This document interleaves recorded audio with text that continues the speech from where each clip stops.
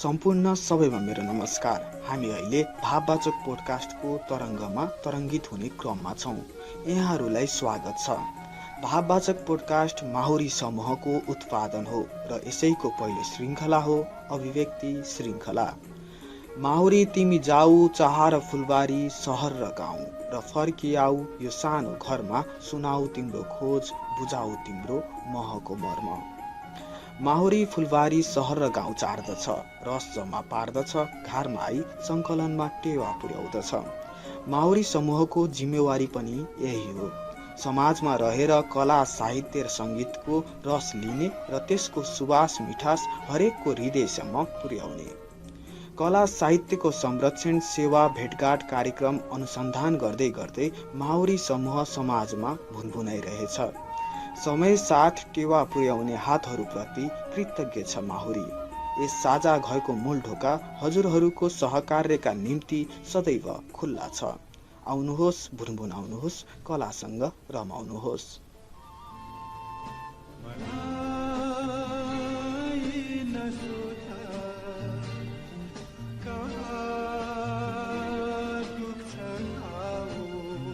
ए साँच्चै म भित्रका तरङ्गहरू भुनभुनाटको सफरमा जान तयार भइसके।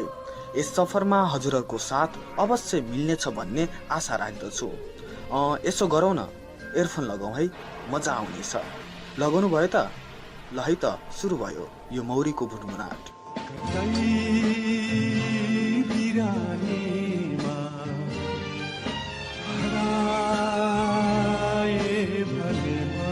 नेपाली साङ्गीतिक क्षेत्रमा चिरपरिचित रहेका स्वर सम्राट नारायण गोपालको स्वरमा सजिएको यस गीत हामी सबैको मनमुटुमा सदैव गुन्जायमान गरिरहन्छ। तर यसै सङ्गीतमा आफ्नो शब्द भरेका गीतकार तथा कवि हरिभक्त कटुवाल भने हामी माझ ओझेल परिरहेका छन्। आजको यो हाम्रो बसाइमा पीडाको उत्सव मनाउन सक्ने कवि भनेर चिनिएका उनै हरिभक्त कटुवालका बारे विभिन्न स्रोतमा कवि, लेखक र समालोचकहरूले दिनुभएको अभिव्यक्ति, भाव र विचारलाई समावेश गर्नेछौँ। स्वच्छन्दवादी कविका रूपमा क्रियाशील रहेका कटुवालले कविता नै अनुभूतिको सुन्दर अभिव्यक्ति हो भन्ने प्रष्ट पारेका छन्।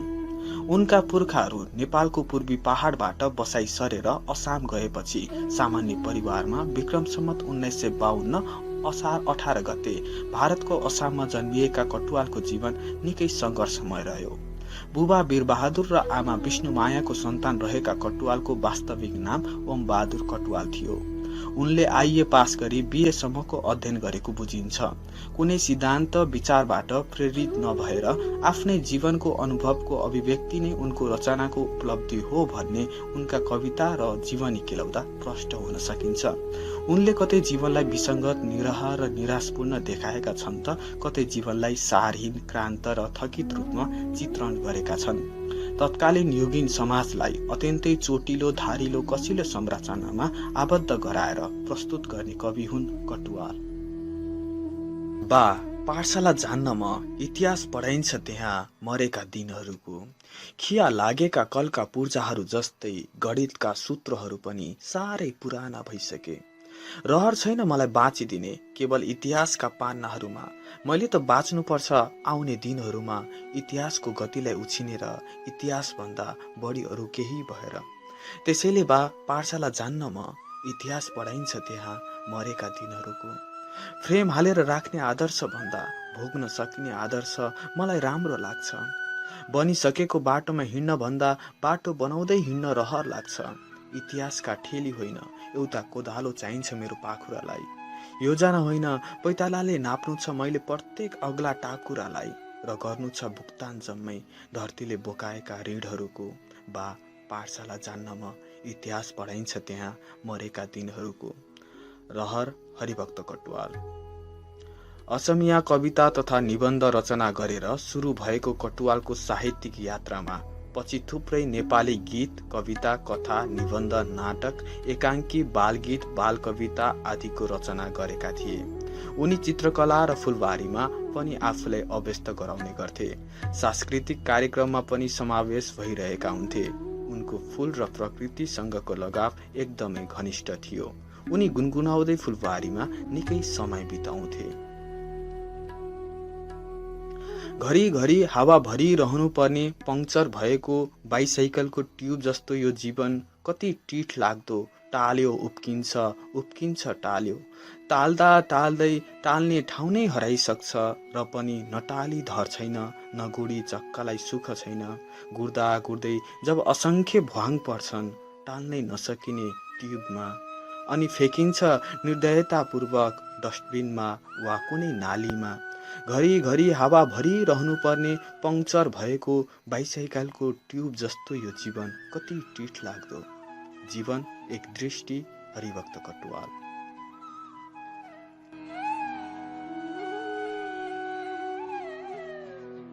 अब हामी यस बसाइमा देशले हाँसेर बिदा दिन नसकेको कवि हरिभक्त कटुवाल नामक शीर्षकमा लेखक नीरज दाहालद्वारा श्रावण 29, 2077 साहित्य पोस्टमा प्रकाशित भएको लेख प्रस्तुत गर्दछौं।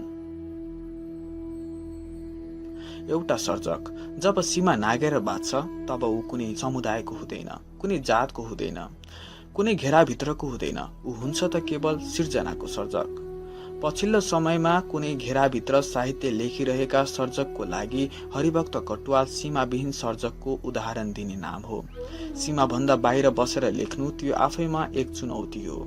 विक्रम सम्वत 1992 मा भारतको आसाममा जन्मिएका हरिभक्त कटुवाललाई कतिले नारायण गोपालको स्वरबाट चिने भने कतिले अक्षरमा उनलाई पढे।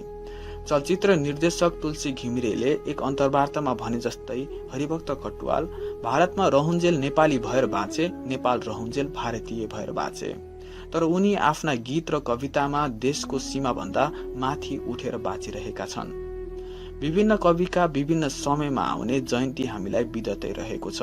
तर कवि हरिभक्त कटुवालको जयन्ती मनाएको पछिल्लो समयमा कवि तथा गजलकार पुरु लम्साल र कवि प्रोला सिन्धुलियाले गरेको पहललाई हामीले बिर्सनु हुँदैन। कवि हरिभक्त कटुवालले मिथमा टेकेर सायदै कम कविता लेखे होलान्, तर उनले आफ्नो भोगाई नै आफ्ना सिर्जनामा व्यक्त गरेको भेटिन्छ। यो भन्दै गर्दा समालोचक महेश पौडेल भन्छन्, कविले आफू बाँचेको समय मात्र लेख्न सक्दछ भन्दछौं, तर हरिभक्त कटुवालले आफूले बाँच्न नभ्याएको समयको पनि कविता लेखेका छन्। आफ्ना भोगाईमा रहेर लेखेको यो जिन्दगी खै के जिन्दगी शीर्षकको कविता नेपाली साहित्यमा सर्वाधिक चर्चामा रहेको कविता हो। मान्छेले आफ्नो मनको बह भुलाउनको लागि यो कवितामा आफूलाई खोजिरहन्छ। कवि हरिभक्त कटुवालको यो जिन्दगी खै के जिन्दगीले आम मानिसको पीडा बोलेकोले नै यस कवितालाई खोजिन्छ भन्दा अन्याय हुँदैन। विक्रम सम्वत 2028 टाका लेखिएको यस कविता यो जिन्दगी खै के जिन्दगी शीर्षककै कविता संग्रहमा समेटिएको छ। उनको उक्त कविता हामी यहाँ प्रस्तुत गर्दछौं। यो जिन्दगी खै के जिन्दगी, भित्र भित्रै खोक्रिएर बाहिर बाहिर बाँचेको, एटमको त्रासले चुसेको, समस्याको भूतले सताएको यो जिन्दगी खै के जिन्दगी। बन्दुकको नालमा टाउको राखेर जिताउनु पर्छ यहाँ, खुकुरीको धारमा पाइताला टेकेर जिउनु पर्छ यहाँ। आँखा चिम्लाउनु पनि जगजगी, आँखा उघार्न पनि जगजगी, यो जिन्दगी खै के जिन्दगी। पसलमा सोकेस भित्र सजाएर राखेको काँचको चुरा जस्तो यो जिन्दगी। कुनै युवतीको हातमा चढ्दा चढ्दै प्याट्ट फुट्न सक्छ यो जिन्दगी। रबरको सस्तो चप्पल जस्तै यो जिन्दगी। बाटोमा हिँड्दा हिँड्दै च्याट्ट टुट्न सक्छ यो जिन्दगी। यो जिन्दगी खै के जिन्दगी। म हरिभक्त कटुवालसँग अलिक कम नै परिचित छु, किनकि आजभोलि पुराना कविहरूप्रति चासो राख्ने अलिक कम नै हुन्छन् र म पनि त्यसमा अछुत रहन सकिनँ। एक दिन युट्युब स्क्रोल गर्दै गर्दा फ्याट्ट देखा पर्यो, यो जिन्दगी खै के जिन्दगी। मलाई शीर्षकले नै खोलौँ खोलौँ बनायो र खोलेर हेरेँ, फेरि हेरेँ लगभग 3 पटक जति। त्यसपछि हो उनका शब्दहरू मानसपटलमा बस्न थालेका। उनका शब्दहरूमा विद्रोह, समाजवाद, प्रेम, बिछोड र संवेदनाका समष्टिगत प्रस्तुतिहरू पाइने रहेछ, या भनौँ पाइन्छ।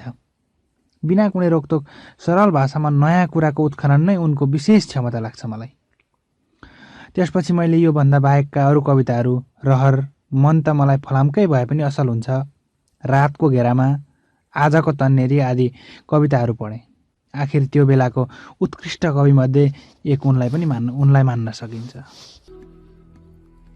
कवि हरिभक्त कटुवालले आफ्ना पीडा र भोगाई लेखेका हुन्, तर अनन्तमा उनका पीडाहरू पाठकसँग मिल्न गए र यस कवितालाई पाठकले आफ्नै पीडा सम्झिएर प्रेम गर्न थाले। हरिभक्त कटुवाललाई सम्झँदै पूर्व उपकुलपति विष्णु विभु घिमिरे भन्छन्, हरिभक्त दाईको हुलिया हेरेर कसैले अनुमान लगाउनै सक्दैनथ्यो कि यिनले कविता र गीत पनि लेख्छन् भनेर। घिमिरेकै अनुसार भन्ने हो भने उनको हुलियाले नै उनी पीडामा छन् जस्तो देखाउँथ्यो। कपाल, कपडा र आँखा त्यसका उदाहरण थिए।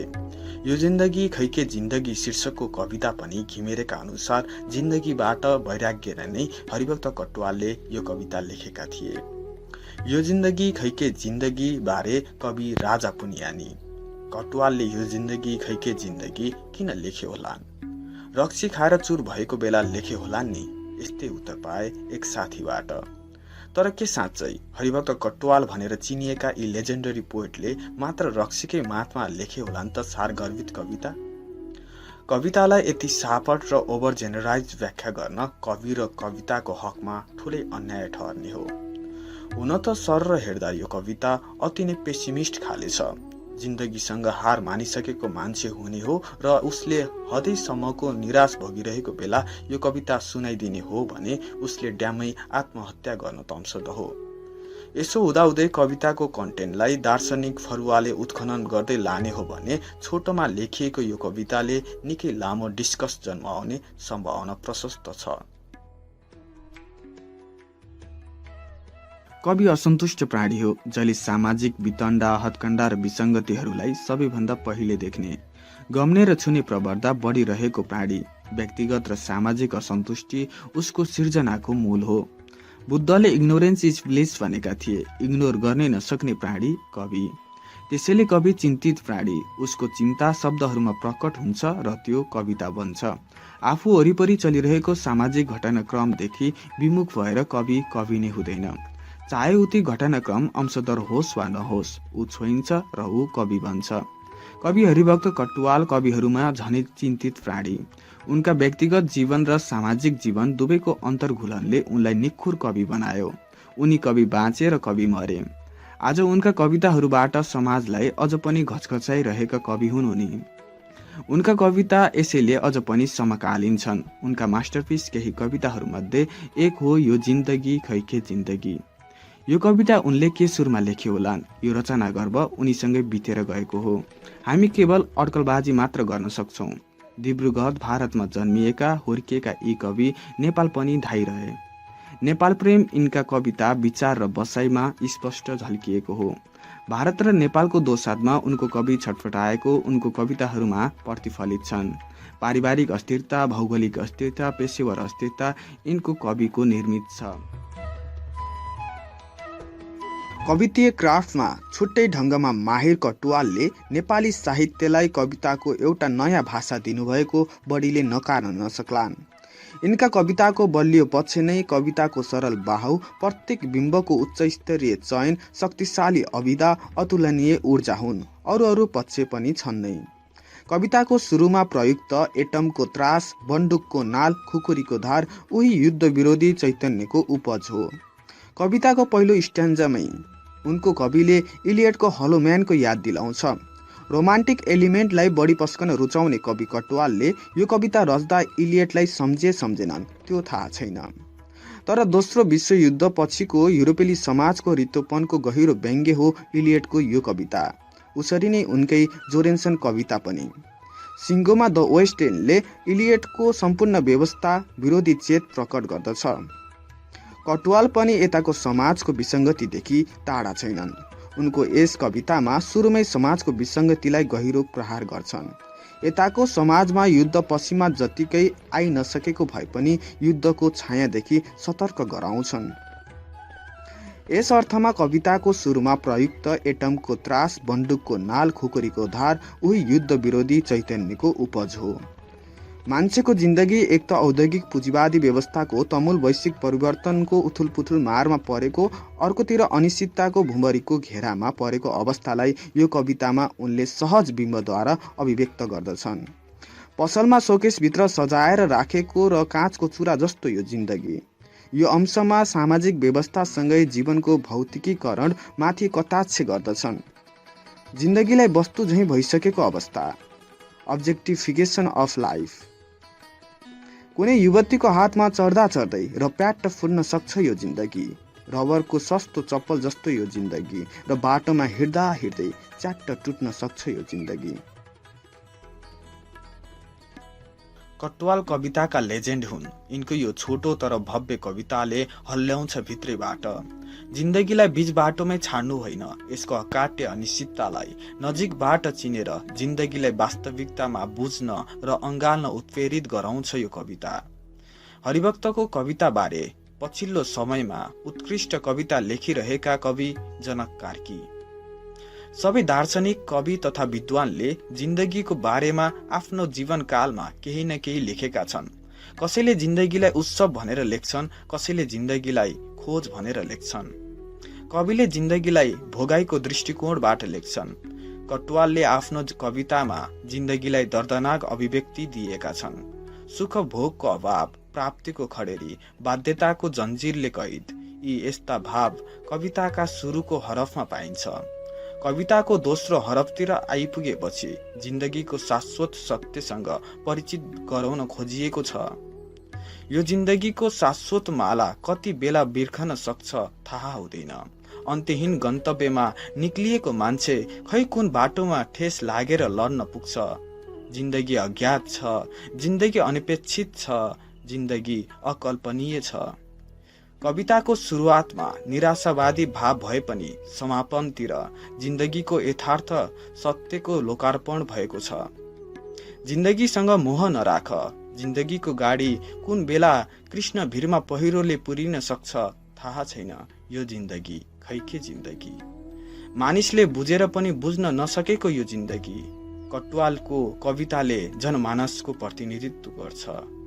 आफ्नो जीवनको आरोह अवरोहहरूलाई पार गर्दै कवि हरिभक्त कटुवालले आफ्नो जिन्दगीको पछिल्लो समय भने पुनः भारतमै बिताए। तर उनले नेपाली साहित्य र सङ्गीतमा दिएको योगदान भने अविस्मरणीय बनेको छ। उनी नेपाली साहित्यमा सदैव। नमस्कार, म महेश पौडेल। हरिभक्त कटुवालको सम्झना गर्नुपर्दा म सधैँ भावुक हुने गर्छु।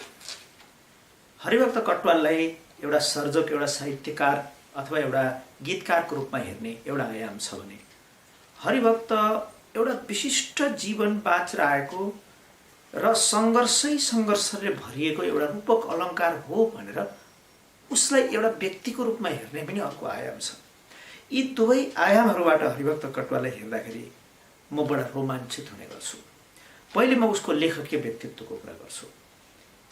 लेखकीय व्यक्तित्वको कुरा गर्दाखेरि हरिभक्त कटुवालका खासमा तीनवटा आयामहरू अगाडि आउँछन्, जसमा दुईटा महत्त्वपूर्ण छन्। यी तीनवटा आयाम भनेको कवि हरिभक्त कटुवाल, गीतकार हरिभक्त कटुवाल र सम्पादक हरिभक्त कटुवाल। हुन त हरिभक्त कटुवालले कथाहरू पनि लेखे, केही निबन्ध पनि लेखे र सुधा जस्ता खण्डकाव्य पनि लेखे। तर यी हरिभक्त कटुवालका यस्ता केही इतरका कृतिहरू नेपथ्यमा परेका छन् र हरिभक्तको सर्जक व्यक्तित्व गीतकार र कविकै रूपमा आलोकित भएको हामी सबैलाई थाहा छ। अलिकति गीतकार हरिभक्त कटुवालको कुरा गर्छु। हरिभक्त कटुवाल नेपाली सुगम सङ्गीतको स्वर्णकालका ती थोरै गीतकारहरूमध्येका एक गीतकार हुन्, जसका केही गीतहरू नगुनगुनाइकन कोही मान्छे न गीतकार बन्यो, न सङ्गीतकार बन्यो, न गायक बन्यो। जनजनमा, जनस्मृतिमा र घर घरको साङ्गीतिक विरासतमा हरिभक्त कटुवालका गीतहरू अन्तर्खलित भएका छन्। जस्तो म केही गीतहरू भन्छु यहाँ पुरा। पोखिएर घामको झुल्का भरि सगारैमा तिम्रो जिन्दगीको ढोका खोलौँ खोलौँ लाग्यो। यो गीत नगुनगुनाइकन कोही गायक भएर आए जस्तो मलाई लाग्दैन।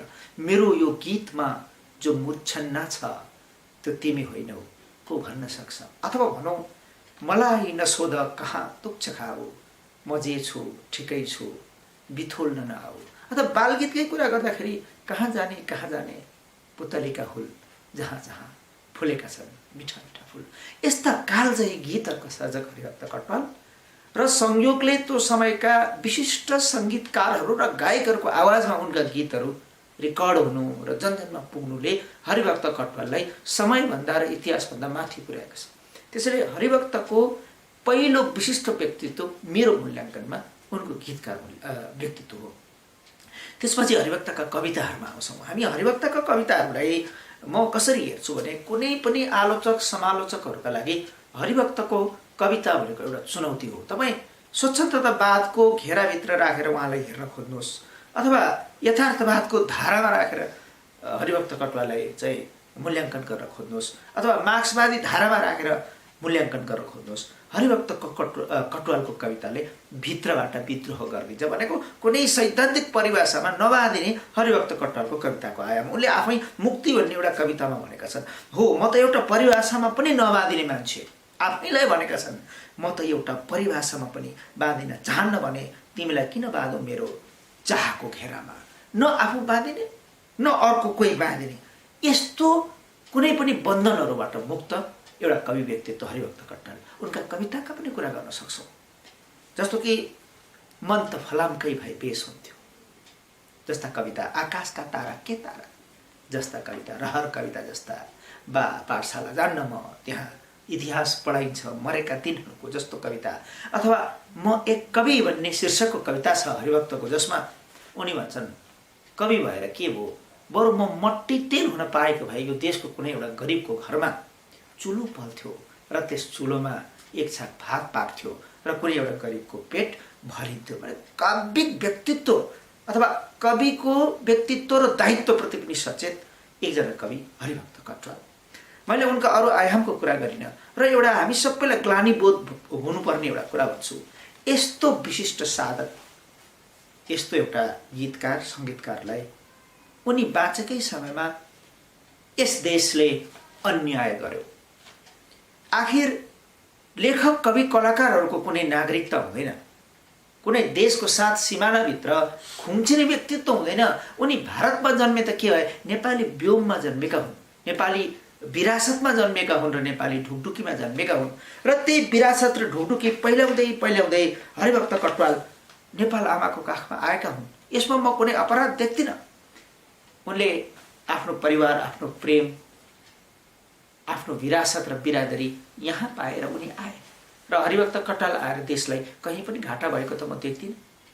किन हरिभक्त कटुवाल नआएका भए अघि मैले गुनगुनाएका कान्छे गीतहरू यस देशको व्योममा वाङ्मयमा हुने थिएनन्। उनी लेख्छन्, बल्ल आइपुगेको छु आमा, बल्ल आइपुगेको छु आमा, तिम्रो न्यानो काख खोज्दै माया देऊ मलाई, मायाको भोक लागेको छ। एकपल्ट अर्कै मुलुकमा जन्मेर अरू समुदायसम्म हुर्किँदै जाँदाखेरि थाहा हुन्छ मायाको भोक भनेको के हो, आमाको काखको भोक भनेको के हो। यी कुरा पहिल्याउँदै हरिभक्त कटुवाल काठमाडौँ आएका हुन् र काठमाडौँले न टेक्ने ठाउँ दियो न समाउने ठाउँ दियो र अन्तमा जीर्ण भएर, रुग्ण भएर, बिरामी भएर, हतोत्साहित भएर हरिभक्त कटुवाल यस देशबाट फर्किए र कहिल्यै पनि फेरि फर्केर नेपाल प्रवेश गरेनन्। मैले धेरै ठाउँ भन्ने गरेको छु, हरिभक्त कटुवाल यस देशको हत्केलामा झरेको तारा हो, जुन तारालाई यस देशले हत्केलामा सजाउन सकेन, समाउन पनि सकेन र भैमा झर्यो र फुट्यो। मैले भन्ने गरेको छु, हरिभक्त कटुवाल त्यो कोइला हो जो अभिधामा हेर्दाखेरि कालो त छ तर झरझराउँदो भरभराउँदो कोइला छ। यति जे जल्लोमान छ त जल्दै जाँदाखेरि कि कसैले पनि हत्केलामा उठाउन पनि सकेन, काठ दिन पनि सकेन। यस अर्थमा यो ग्लानी हामी सबैले बोध गर्नु जरुरी छ र यसको क्षतिपूर्ति पनि हामीले गर्न सक्छौँ। जस्तो अहिले हरिभक्तको बारेमा फेरि चासोमा नवीकरण भएको छ। जुझारु युवाहरू जस्तो पूर्व लम्सालहरूले हरिभक्त अध्ययनलाई पुनर्जागरण दिएका छन्, उनको बारेमा वृत्तचित्रहरू बनाइरहेका छन्। जस्तो यो माहुरी समूहले हरिभक्तको बारेमा विशेष कार्यक्रमहरू गरिरहेको छ र हरिभक्तका किताबहरूको खोजी पुनर्प्रकाशन फेरि सुरु भएको छ, अनुवाद कार्यहरू पनि सुरु भएको छ र यो सिलसिला जारी रह्यो भने हामीले हरिभक्तको जीवनलाई, आत्मालाई र परिवारलाई र उनको साधनालाई र कृतित्वलाई न्याय गर्न सक्छौँ भन्ने मलाई लाग्दछ। धेरै धन्यवाद। यो जिन्दगी खै के जिन्दगी। विशेष त हरिभक्त कटुवालको बारेमा कसैले सोध्यो भने मलाई यही कविता सङ्ग्रहको याद आउँछ। साहित्यमा सुरुका बेला रुचि राख्ने बेला मलाई उहाँको बारेमा त्यति ज्ञानै थिएन, या भनौँ म त्यति अवगत थिइनँ। प्राय गीत सुन्दा पनि त हामी गायकमै केन्द्रित हुन्छौँ, न कि शब्द र लयमा। नारायण गोपालका गीत पनि मस्त सुनियो, तर मैले उहाँलाई त्यति जानेको पनि थिइनँ। फेसबुक पोस्ट आउँदा एक दाइले उहाँको कविता पोस्ट गर्नुभएको थियो। पढ्दै गर्दा कवितामा एउटा मिठो आवाज पाएँ र अन्तमा यो जिन्दगी खै के जिन्दगीले मलाई औधी आकर्षित बनायो। लाग्यो जिन्दगीलाई उहाँले कसरी हेर्नुभएको रहेछ, कस्तो जिन्दगी रहेछ भन्ने कौतूहलताले मलाई युट्युबसम्म धकेल्यो। रहर, मन त फलामकै असल हुन्छ जस्ता कविता सुन्दा म उहाँप्रति अझ बढी आकर्षित भएँ। उहाँको झगडालु स्वभाव, रक्सी खाने बानी थाहा पाउँदा अचम्म लाग्यो। साहित्यमा उहाँले वर्तमान, पीडा, भोगाई जस्ता पक्षलाई सापेक्ष मान्नुभएको रहेछ। म हरिभक्त कटुवालसँग किन ढिलो परिचित भएँ? खेर मैले उहाँका कविता ढिला नै सही पढ्न त पाएँ होइन। साहित्य पढ्दा उहाँका कविता सुन्दा एक किसिमको आनन्द लाग्यो। साहित्य पढिरहँदा लाग्यो अहिलेका पुस्ताहरूले हरिभक्त कटुवाललाई जान्नु बुझ्नु खास महत्त्व छ। हरिभक्त कटुवाल विक्रम सम्वत 1992 असार 18 गते आसामको डिब्रुगढ जिल्ला अन्तर्गत ख्वाङ गाउँमा पिता वीरबहादुर कटुवाल र माता विष्णुमाया कटुवालको कोखबाट हरिभक्त कटुवालको जन्म भएको थियो। उनी बहुआयामिक प्रतिभाका धनी हुन्। उनका विभिन्न विधामा कलम समान तरिकाले चलेका थिए भन्ने कुरा हामीले देख्न सक्छौं। सुरुवाततिर उनी चित्रगुरु र खेलकुद गुरुका रूपमा कार्यरत थिए।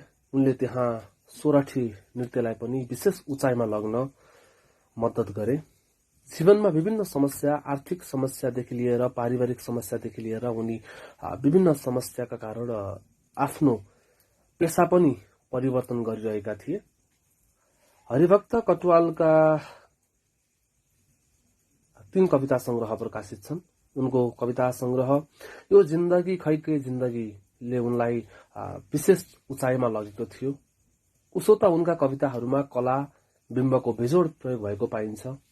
उस समयमा लेखेका कविताहरू अहिलेको समयमा पनि उत्तिकै मिल्दो लाग्छ। उनका कविताहरू साँच्चीकै कालजाई थिए, कालजाई छन् र कालजाई रहनेछन् भन्ने कुरामा कुनै पनि शंका छैन। उनको स्पष्टीकरण कथा संग्रह पनि प्रकाशित भएको थियो। त्यसैगरी बदनाम मेरा यी आँखाहरू अर्को कविता संग्रह, कालजाई कविताहरूका संग्रह प्रकाशित भएको थियो। अहिलेको समयमा आएर अहिलेका युवाहरू जो कलम चलाइरहेका छन् उनका कविताहरू पढ्नुपर्छ। उनका कविताहरूमा जिन्दगीका भोगाईका पीडादेखि लिएर जिन्दगी बुझ्ने एउटा पाठ सिकिन्छ भन्ने मलाई लाग्छ। विशेषतः उनका कवितामा कला बिम्ब र त्यो हिसाबले पनि कविताहरू यो समयसम्म कालजाई छन्। हरिभक्त कटुवाल नेपाली साहित्यमा थोरै समय कलम चलाए, किनकि उनको निधन विक्रम सम्वत 2037 साल भदौ 25 गते 45 वर्षको उमेरमा अल्सरका कारण भएको थियो। 45 वर्षको उमेरसम्म आइपुग्दा र कलम चलाउँदै गर्दा चाहिँ उनको योगदान नेपाली साहित्यमा अतुलनीय छ। नेपाली साहित्य जगतमा उनको योगदान अहिलेसम्म पनि हामीले सम्झिरहेका छौं। उनका कविताहरू हामीले पढिरहेका छौं। उनका कविताहरू आउने पुस्ताहरूले पनि पढिरहनेछन्। छोटो समयमा पनि सशक्त कविता लेख्ने र नेपाली साहित्यलाई अझ उचाइमा लग्न मद्दत गर्ने हरिभक्त कटुवाललाई मेरो सदैव नमन छ। धन्यवाद। यो देशको माटोले भन्छ, यो देशको ढुङ्गाले भन्छ, यो देशको माटोले भन्छ, यो देशको ढुङ्गाले भन्छ, हाम्रो पनि रातो रगत यही बगेको छ, हाम्रो पनि तातो पसिना यही खसेको अबको यो हाम्रो बसाइमा लेखक तथा कटुवालले आत्मीय भाइ मानिएका पवन आलोकद्वारा 27 भदौ 2077 अन्नपूर्ण पोस्टमा पुर्खाको देश सम्झेर आए, देशले हेरेन र फर्किए नामक शीर्षकमा लेखिएको लेखको केही अंश यहाँ प्रस्तुत गर्दछौँ।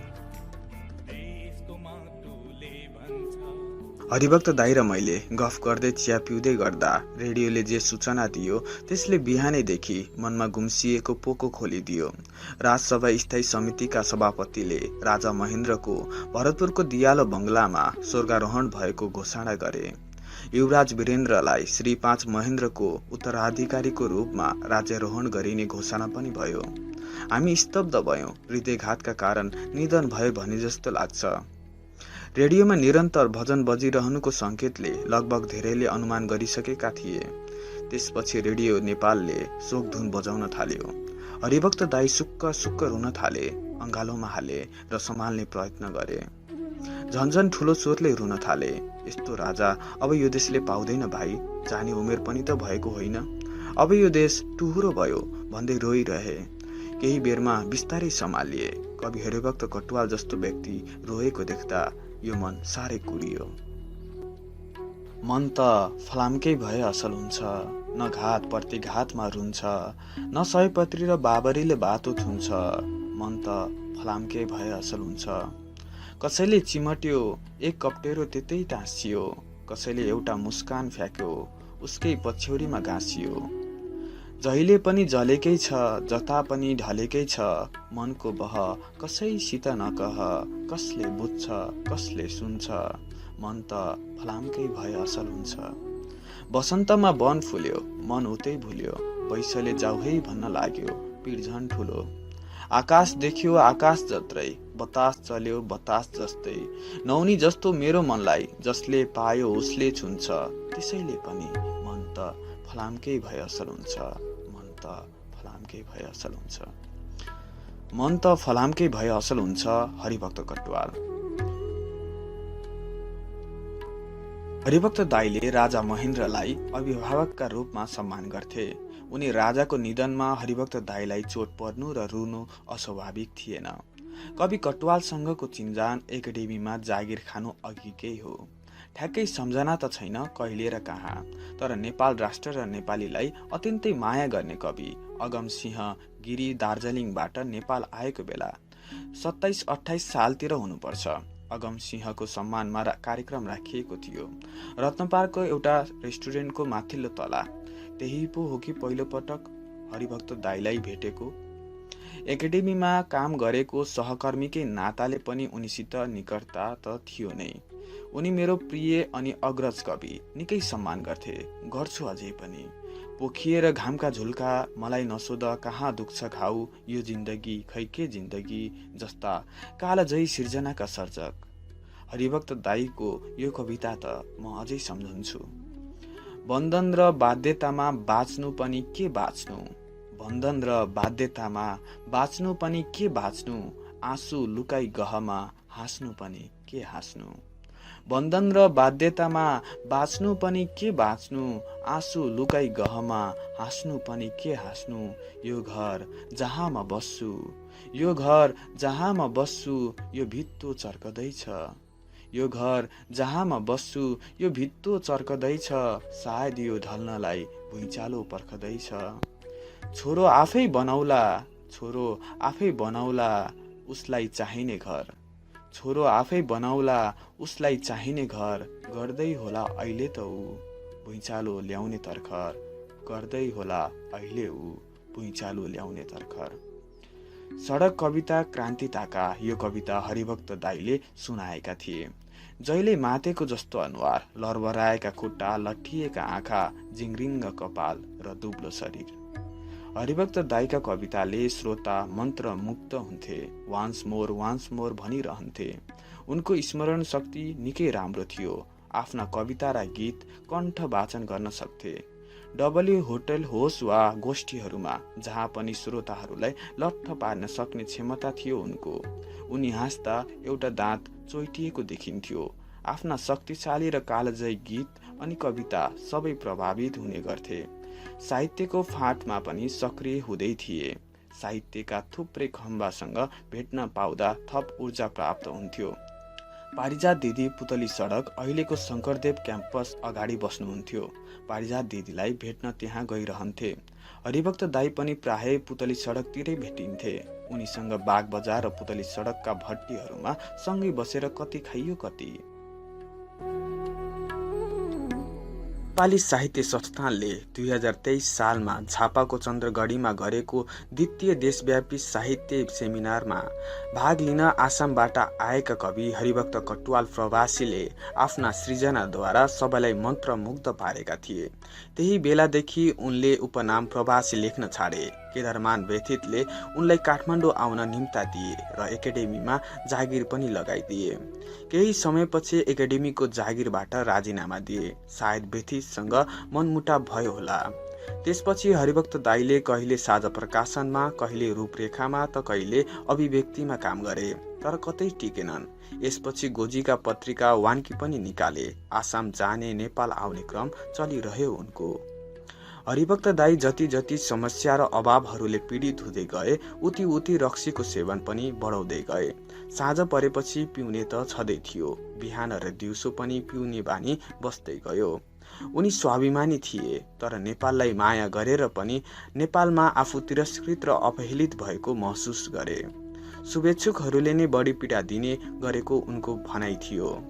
यसै गरी रक्सी लतबारे नाटककार मल्ल भन्छन्, जहाँ पायो त्यही खानुहुन्थ्यो। एकताकातिर हरिभक्त भनेको रक्सी जस्तो भएको थियो। कविता र गीतबाट त्यति बेला प्रख्यात बनेका हरिभक्त पटक पटक रक्सी छाड्ने गरेको तर नसकेको सम्झँदै मल्ल भन्छन्, पशुपतिनाथमा गएर बाचा गर्ने अनि 2-3 दिनमै खाएर आउने। अनि ए दाई, तपाईले त बाचा गर्नुभएको थियो नि भन्दा मैले फेरि गएर आज्ञा लिएर आइसके भन्थे। सपना बोकेर आइदिने रातहरूलाई एउटा सलाम, सपना खोसेर लैजाने प्रभातलाई पनि सलाम। सपना बोकेर आइदिने रातहरूलाई एउटा सलाम, सपना खोसेर लैजाने प्रभातलाई पनि सलाम। सजिलैसित जिउने एउटा मिठो न्यु पाइएको छ, सजिलैसित जिउने एउटा मिठो न्यु पाइएको छ। रक्सी बनाइदिने पहिलो स्रष्टालाई अर्को सलाम, रक्सी बनाइदिने पहिलो स्रष्टालाई अर्को सलाम। म आफ्नै बाटो हिँडिरहेको हुन्छु तर खुट्टा अन्तै कतै गइरहेको हुन्छ। म आफ्नै बाटो हिँडिरहेको हुन्छु तर खुट्टा अन्तै कतै गइरहेको हुन्छ। म तिमीलाई नै सम्झिरहेको हुन्छु तर अर्कै कसैले मलाई तानिरहेको हुन्छ।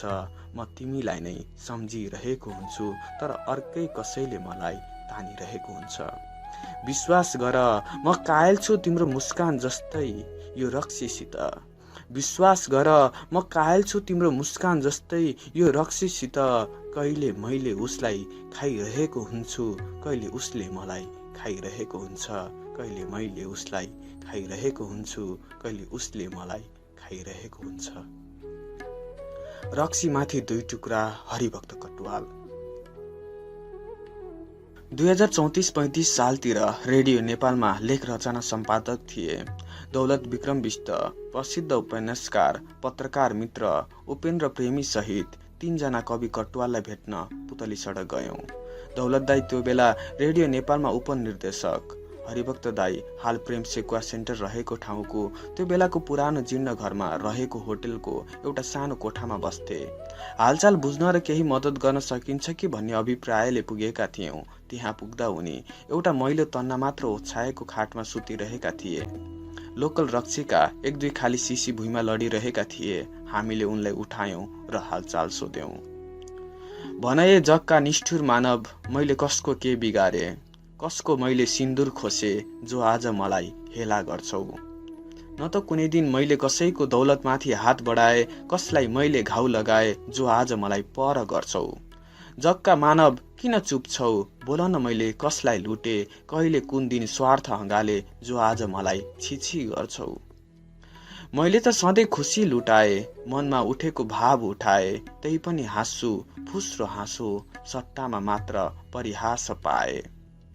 आफ्नो मनमा पीर उम्लदा गन्दै नुनिलो आँसु पिए, आफ्नो मनमा पीर उम्लदा गन्दै नुनिलो आँसु पिए। भन न, भन ए जगका मानव, मैले कसको के बिगारे, मैले कसको के बिगारे? मैले कसको के बिगारे? हरिभक्त कटुवाल। धेरै बाटो उपेक्षित र तिरस्कृत भएको ठानेर पनि होला सायद। मलाई कसैको सहयोग चाहिँदैन, मलाई यही हालमा छोडिदेऊ भन्ने गर्थ्यो उनी। आसाम जाने आउने क्रम चलिरहेको थियो उनको। पछिल्लो पटक काठमाडौँमा भेट हुँदा कटुवाल दाई निकै कमजोर र बिरामी देखिए। एक दिन बिहान पुतली सडक रामदाईको होटेलमा चिया पिउन गए। उनी त धमाधम लोकल थर्रा पिउँदै थिए। उनलाई यसरी नपिउन र स्वास्थ्यको ख्याल गर्न आग्रह गरे, तर के मान्नुहुन्थ्यो? यो देशले मलाई हेरेन भाइ, आफ्नो देश भनेर सबै कुरा छाडेर आए, तर मलाई एक दुई जनाले बाहेक कसैले हेरेन। अभिव्यक्तिका प्रधान सम्पादक नगेन्द्र राज शर्माले भने मलाई निरन्तर निस्वार्थ सहयोग गरेका हुन्, त्यो म कहिल्यै बिर्सन्न। काठमाडौँमा रक्सी खाने मान्छे कति छन् कति, तर मलाई मात्र बदनाम गर्छन् मान्छेहरू। मेरा कतिपय रचना पलायनवादी भन्छन् यिनीहरू। मन रोइरहेको बेला म कसरी हाँसेको रमाएको कविता लेख्न सक्छु र? अब म आसाम नै फर्किन्छु होला, गएपछि फेरि काठमाडौँ फर्किन्न भाइ। मनभरिको उकुस मुकुस एकै पटक पोखे उनले। त्यो भेट भएको केही समयपछि सुने हरिभक्त दाई आसाम फर्किए। बल्ल आइपुगेको आमा, तिम्रो न्यानो काख खोज्दै माया देऊ, मलाई मायाको भोक लागेको छ।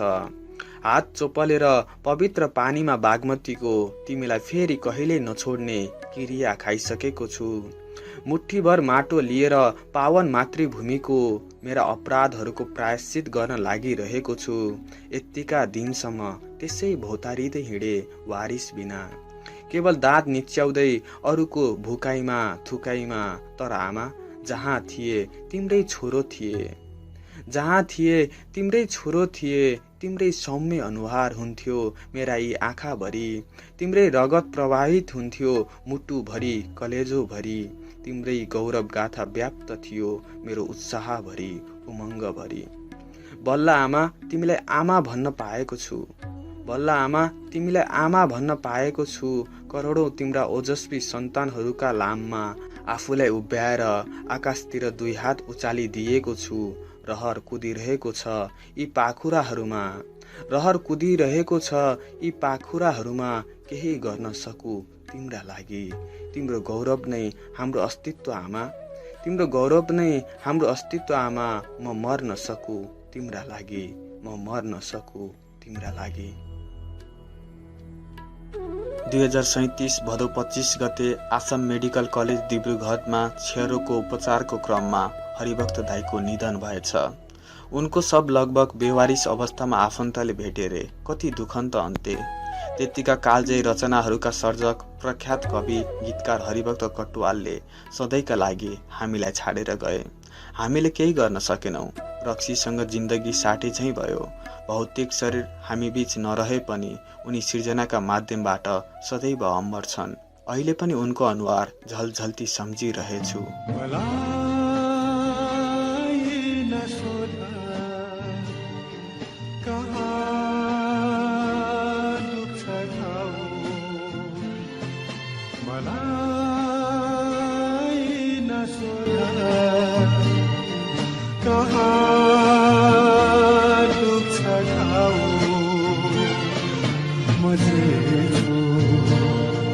ठिकै छु